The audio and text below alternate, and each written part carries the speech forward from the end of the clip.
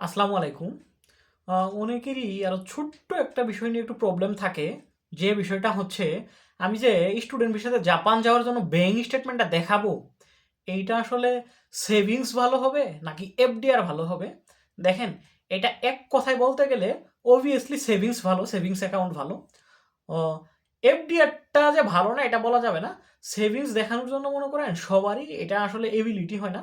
এটা আপনি যদি ব্যাংকের সাপোর্টও নেন, সেভিংস অ্যাকাউন্টে যদি আপনি টাকা দেখাইতে যান, এটার চার্জটা অনেক বেশি হয়।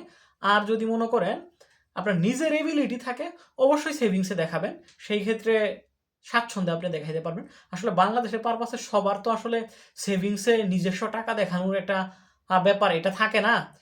সবাই ব্যাংক সাপোর্ট নিলে ওইটা এফডিআর দেখায়। এফডিআর এর কস্টিংটা একটু কম। অবশ্যই এফডিআর দেখালে এফডিআর এর সাথে হেলদি একটা সেভিংসের লেনদেন দেখাবেন। মানে স্পন্সরের ইনকামের সাথে সামঞ্জস্য রেখে। এটা সবথেকে ভালো হবে। ধন্যবাদ। আসসালামু আলাইকুম।